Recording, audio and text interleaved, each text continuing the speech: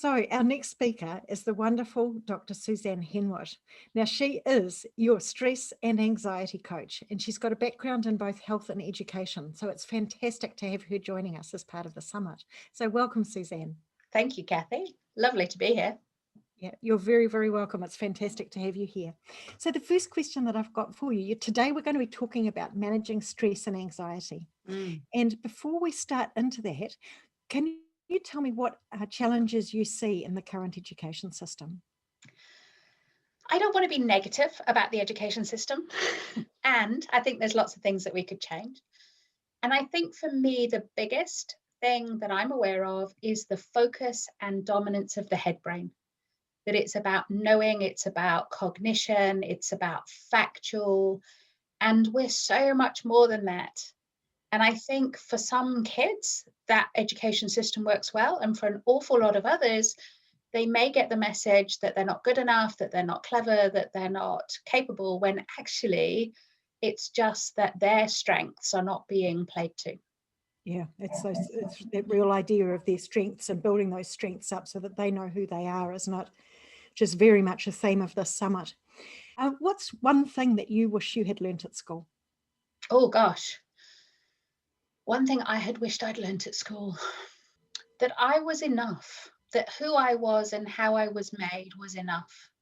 And I didn't have to fit into any particular box. That's wonderful. So many people are saying similar things. So fantastic. Okay, now getting into the topic for today, which is about that managing stress and anxiety, which is so important now. Yeah. What would be your best piece of advice? What Yeah. technique?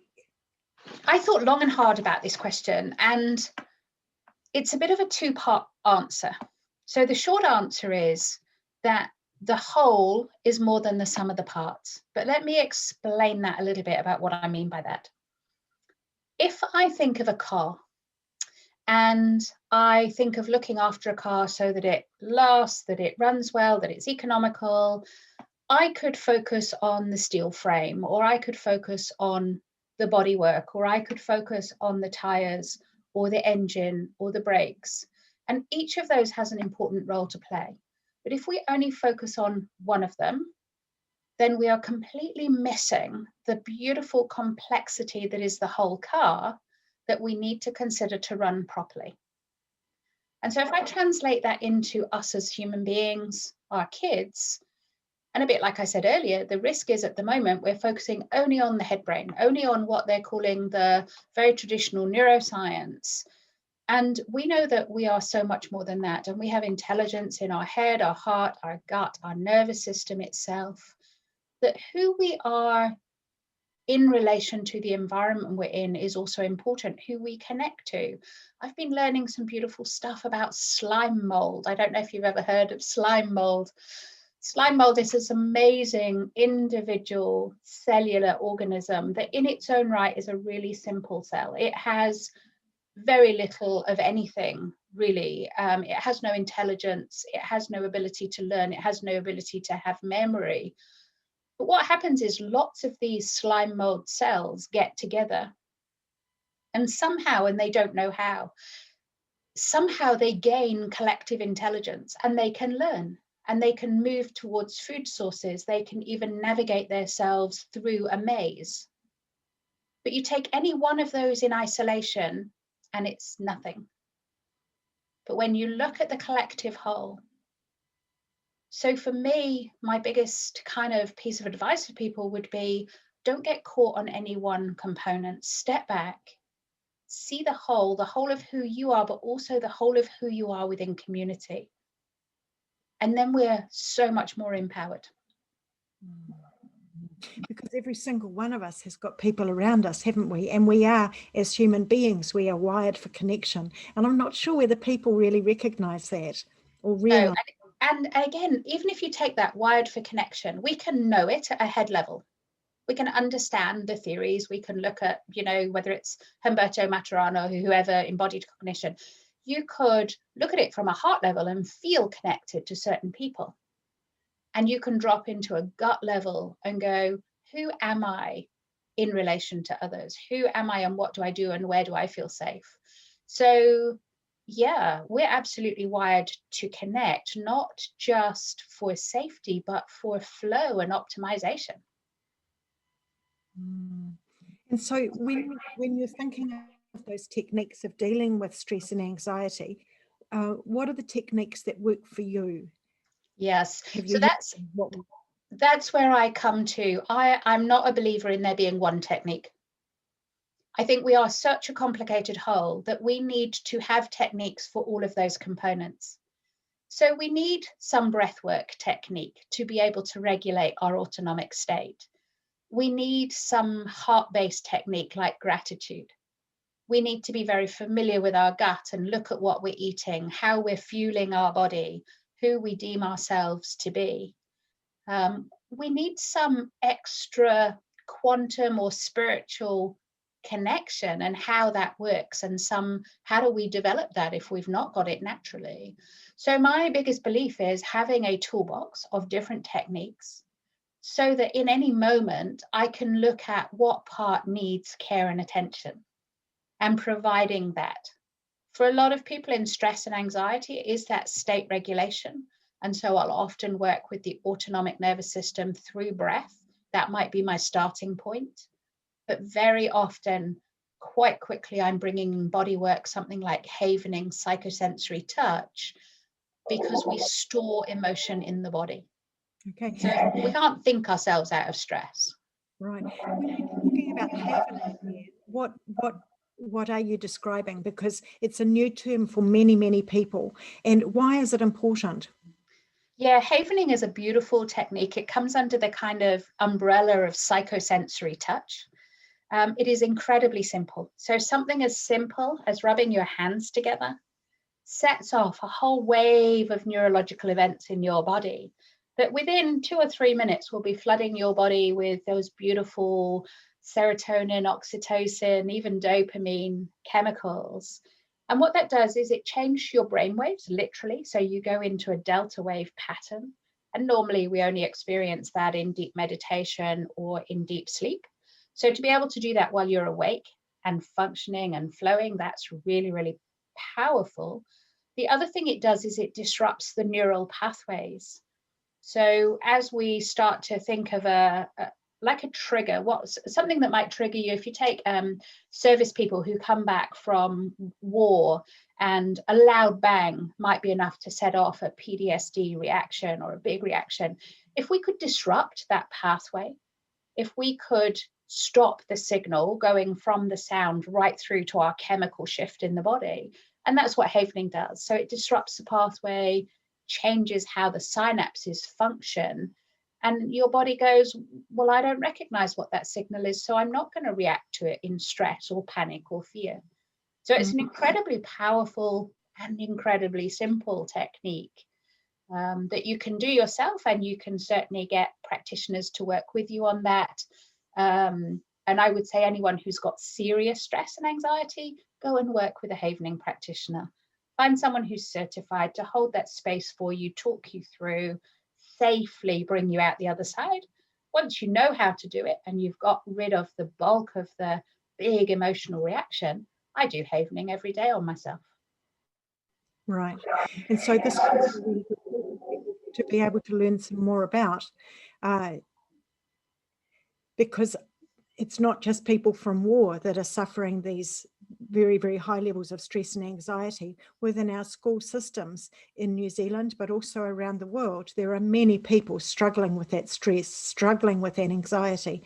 And so learning how to do this, to be able to release themselves from that so quickly, could be an incredibly powerful tool. Absolutely. In terms of anyone who's got any anxiety, maybe about doing exams or bullying or not being in a good social network of people. We've talked about being wired for connection. Schools, and dare I say, particularly girls at school, can be incredibly cliquey, and you can feel excluded. If you don't fit in, you're not wearing the right clothes. So there's so many ways that this is useful on a day-by-day basis. Rushing for a train, having an assignment due. It doesn't have to be big life events. It's anything that sets up an emotional response in you. You can disrupt that response. And then you can create a new response that's more resourceful. So it's calm or safe or flowing. And you can choose the resilience kind of attitude and emotion that you want to move into using the same techniques. Wow. I'm just thinking of the number of young people that have talked about the anxiety that they're feeling, like the social anxiety, for example, and it doesn't necessarily have to have any trigger in particular, that they just feel anxious so much of the time. Yeah, there is often a trigger that's outside their conscious awareness. And what we know about any traumas, and trauma is a big word, and by trauma, I don't necessarily mean some massive life event trauma. It could be any of those things we've just talked about, anything that disrupts your stability, that often there will be a trigger that you're not necessarily aware of. So for example, I can see those beautiful red flowers behind you. If for whatever any reason, when that trauma happened to me, red was a significant color, just seeing those flowers could be enough to set that off. I'd have no conscious awareness of why I'd gone into that reaction, but my body would just make that link to red. And it might be a sound, it might be a feeling, it might be a visual. So there is often a link, there's a trigger, but you might not necessarily know what that is or why you've suddenly felt very unsettled in an environment.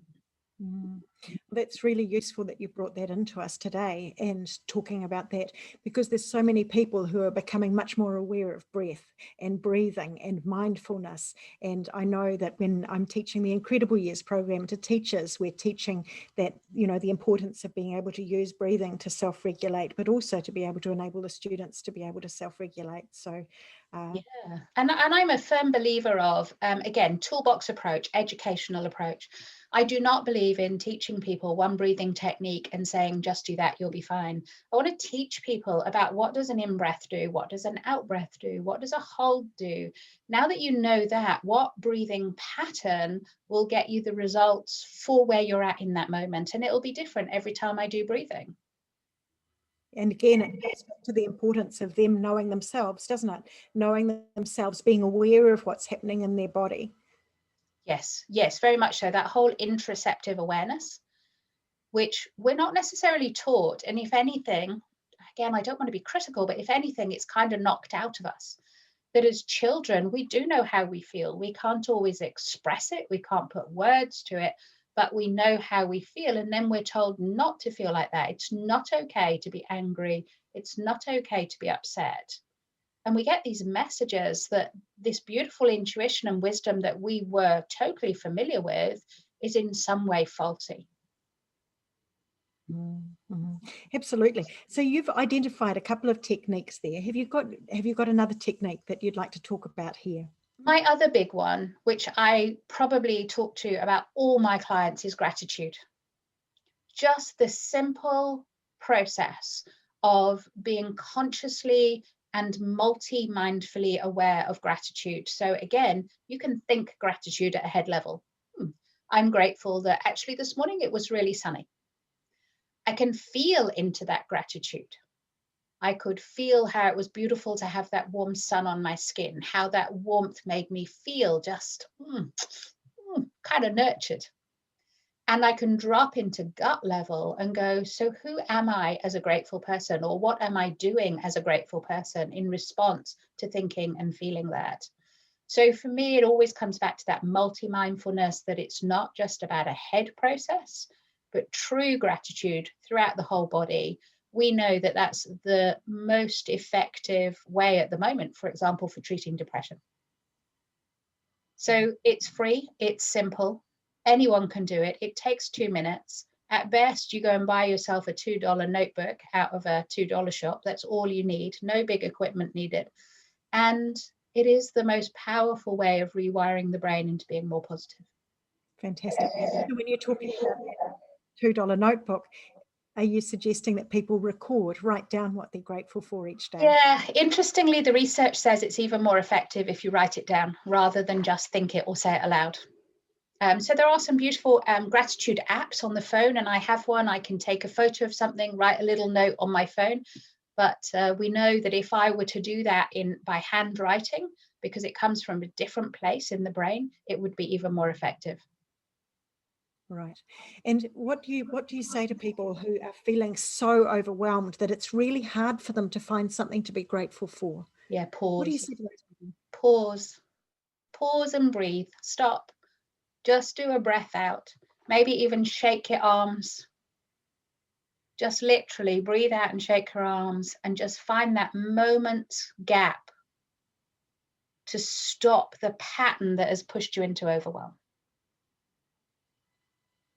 And we don't stop. We don't go slow. We don't be still. Our days are full of busy, packed with activities. In fact, busy is a great antidote to not feeling. It's a great way of avoiding feeling at all. So just pausing. I have a beautiful Tibetan bell in my office, and sometimes I will just strike the bell and say, all I want you to do is listen just for as long as you can hear that one tone. And I don't know how long it takes, maybe 40, 50 seconds. But you can feel their system settling as they just stop, get off the treadmill, and then we can talk. Yeah, that's really, thank you for that. So what do you think is the key thing that makes the difference for people, that separates those who just listen and get results, or sorry, who listen and get results, and those who just hear what we're talking about today? Yeah, for me, this is about action taking. And the cheeky analogy I like to use is, have you ever taken a paracetamol for a headache? And if you know it's in the cupboard, but you don't take it, does it work as well? So many people know the simplicity of the exercise, even the ones I've spoken about. They may not have heard of havening, but they probably knew that some form of touch felt good. And yet, if you're not doing it, you can't expect to get a result. So it's about, how do I take people from knowing and even feeling like they might want to actually taking action? The difference is taking action before you feel like you want to. So we often wait until the right time, or until everything's in place, or until I feel like I'm capable. No, take action now regardless, and the rest will follow. It's like we do things completely the wrong way around. Yeah, we had one of our speakers from the last summit, and he talked about the importance of taking a shower every day. You can't just take a shower once a month and expect to stay clean. This is about creating habits within our lives, isn't it? Absolutely, absolutely. And habit, for me, I'm all for simplicity, and it doesn't have to be 2 hours in a cave on your own. You know, some of these techniques, we're talking 30 seconds or 2 minutes. So anyone who says to me they don't have time to do this, that, with due respect, is just an excuse. Everybody has time to do that. I do it when I'm doing other things. If I'm driving, I'll be focusing on my breathing. If I'm waiting for a Zoom to start, I'll be focusing on my breathing or doing my gratitude. So we all have time. And had a beautiful client here this morning, and she claims she's too busy. She claims she hasn't got time. And I just asked her how her body was, and she said it's close to collapse. I said, so you still haven't got time? I understand it's all about doing things for others. But if you don't take those 2-3 minutes for yourself, you're not going to be there to do all the other things. And in a school, we might feel we're drawn between music and sport and academic and friendship groups and social and after clubs. But if your body says, I'm so tired, I'm going to collapse, you won't have to choose between any of those, because you'll be stuck in bed. The choice will be taken from you. So for me, everybody has time. It's about choice. And often that choice is that we don't put ourselves first as important or worthy or deserving. That has to come first. Absolutely. And it's interesting to be able to look at, you've identified the driving, the different times. I think one thing that every single person needs to do multiple times a day is to go to the toilet. And it is a time that for many of us, most of us, except those people with very young children, we are on our own. And so being able to make it part of that routine, if you like, just stopping and breathing while we are there on our own and being grateful for the fact that we might be on our own. Yeah, and how many people take their mobile devices into the toilet and don't even switch off in there? You know, where do we get 2 minutes to ourselves? Where do we get 2 minutes of stillness? It really isn't difficult, but it does take a conscious choice to do it. And it's about creating a new habit alongside that as well, isn't it? Yep. Yep. So thinking about this, what current concepts are you exploring that's relevant to this work? Yeah, so very much the concepts I'm looking at are this issue of slime mold. And how do we tap into true collaboration? How do we tap into changing our communities, whether it's at school, whether it's at home? How do we change that when we might feel a little bit powerless, a little bit like the system's against us? Knowing that those single-celled organisms, when they join together, literally have learning and memory and power. And so that's where I'm looking at is, how do I do that as an individual? How do I use every single part of me and the environment I'm in and the quantum field to be the best person I can be? And then when I've got myself to be the best person I can be, how can I do that in collaboration with others so that we then become more than the sum of our parts, that together we really can start to create a different way forward. I had a beautiful client this week. He's 22, the most gorgeous boy, young man, who is feeling hopeless. There's no point to life. There's no point doing anything. There's no point finishing his degree. There's no point. And I'm like going, there's every point.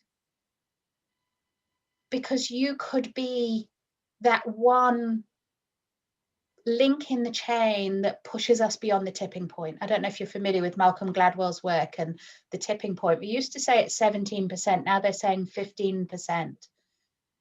When I kind of face something that I think is really problematic and really huge, and some people seem to be driving it in a certain way, I go, 15% isn't very much. And I know there are other young people like him in the city who want change.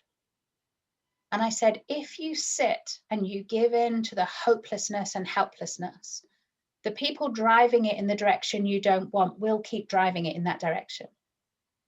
If you can just take some action and find other people who share your values and vision and desires and take action together, there's your slime mold again, then I actually do believe you can change the world. So that's where I'm working on, is how do you ignite that in somebody as an individual, and how do you bring like-minded people together to ignite that in community? Right. That's what we're trying to do here as well, in terms of identifying the hopelessness that many people feel within the current education system and being able to go where to from here. I'd love to know a little bit more about, or I'd love to share with other people around the multiple intelligences, because it's something that so many people don't know a lot about. So can you talk to us for a little while about what those multiple intelligences are, how we can use them, what it means for that young man who is desperately wanting hope, and for so many of the other people that are out there?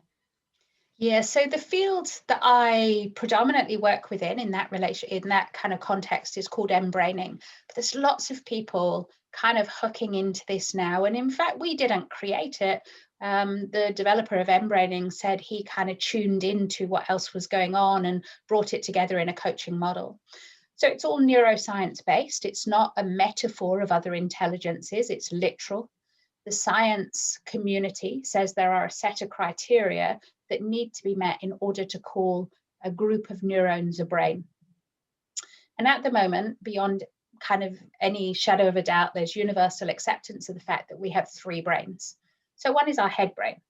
And it's often, when you hear people talking neuroscience or neurocoaching, actually what they often mean is just head brain. But we're way more than that. So the head brain, we know it does thinking. it does cognitive perception, it does analysis, it can do evaluation really well. The one that the head sometimes causes problems for with us is stories and making meaning, because we don't like gaps. And what the head will do is fill any gap. So if you have A, B, and D, it will create C. And once that's in the story, you'll believe it as if it's true. And sometimes it's not true. So we need to be a little bit cautious of the story making, the meaning making, but that's our head. And obviously it has a really important role to play, but sometimes it tries to take over. And sometimes in education, we only focus on that one.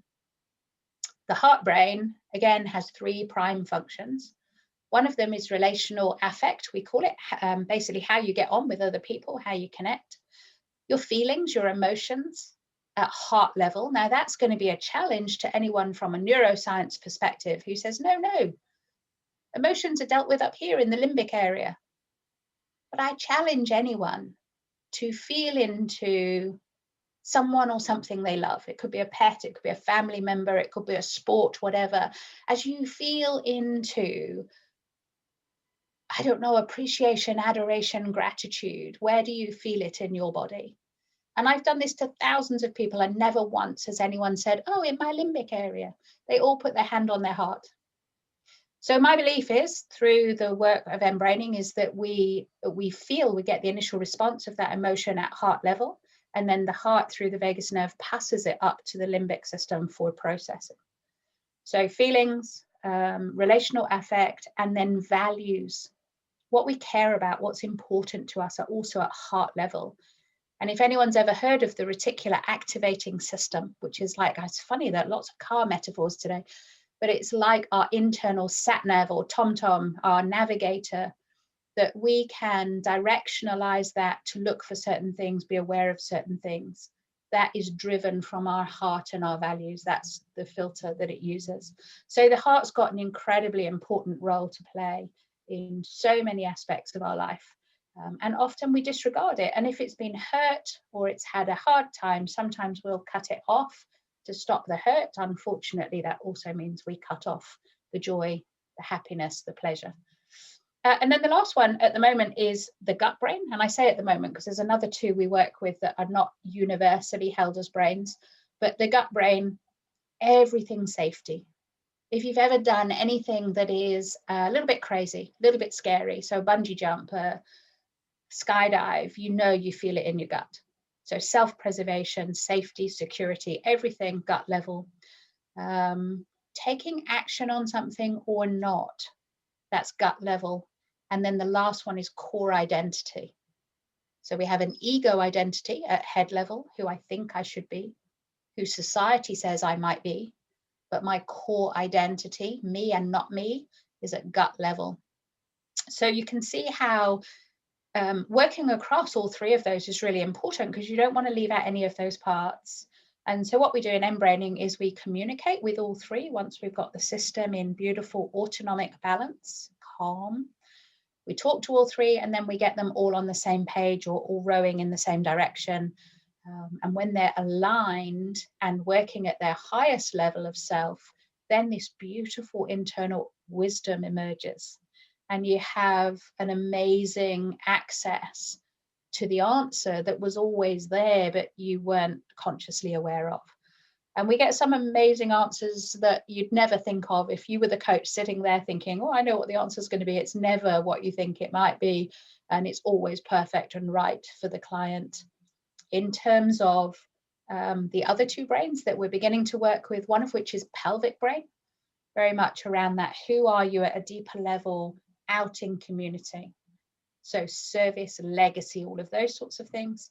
And then the autonomic nervous system as an intelligence in its own right.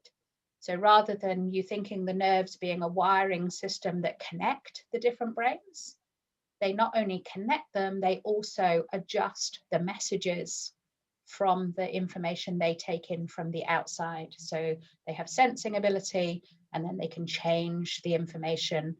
So working with the autonomic nervous system is our kind of, another major part of what we do, particularly in stress and anxiety. Thank you. That's been really, really useful. And I hope that that's helped people understand why the content of this entire summit is the way that it is, because so much of what you've talked about there with our heart brains is the stuff that people are wanting to know more about, so that they can actually be who they are and make those connections with other people, understand their emotions and deal with them, which are the things that make us human, as opposed to some of the machines, which so much of this sort of space can be done by machines now, and then we lose our space in the world, don't we, Yeah. if we lose access to those other brains, or they're not valued. Yeah, even last week I heard of an AI that now has the ability to kind of scan your face and pick up your emotion and therefore change its response. What concerns me is the response that it comes back with has to have been programmed in prior to that. And so as a human being, we have morals and ethics, and AI doesn't. So there's a real risk that it's kind of sociopathy gone mad in AI, that it will be manipulative and it will be, not of a moral grounding that I would want to see, for sure. And that comes back to values, and also looking for those people around you that also have those same values. Absolutely. Because I think that it is one of the most important things for us, for the future of people, is to connect with people. You know, where are young people taught what their values are? Where are they taught how to elicit their values? We know so much about values across context, espoused and real values, core values, process values. I was never taught any of that as a teenager or through my university years. And I would love kids to be taught that, rather than a few values on a school wall that they may or may not understand what those words mean, to actually help them to look internally and establish what their own values are, because that's what drives life. We know that the top 5 values drive 80% of our motivation. So it's essential to know what your values are. And yet people don't, because it's not something that we talk about, it's not something that we explore generally. So that's really, really amazing. What would you like to see in relation to the work that you're doing? I would love this to be normal, standard part of the curriculum from a very early age, that everyone understands the language of multiple brains, that people understand the importance of holistic well-being across all the pillars, and that time and the investment in that is honored as much as gaining your NCA or an exam result. So that's it, is what I'd love to see, is this to be accessible to everybody, to be normalized so that it just becomes what we do, and that people are kind of invited on the back of that to go, so what is it you want to do in the world? What's your part of making this change happen? Because you look around the world and there's an absolute calling for change. We're stuck in so many outdated ways. Look at leadership, look at economics, look at politics. And while there are some pockets of really good activity going on, I know those young people coming through have so much to offer, but they are sitting waiting for an invitation in some cases, or they're sitting waiting for a door to open. So I would love this to be so normal that they can stand solid in themselves and their own identity and values, that they go and not only knock on those doors, but hammer on the doors and invite themselves in. Because we need them. Bring it on. Absolutely. Yeah.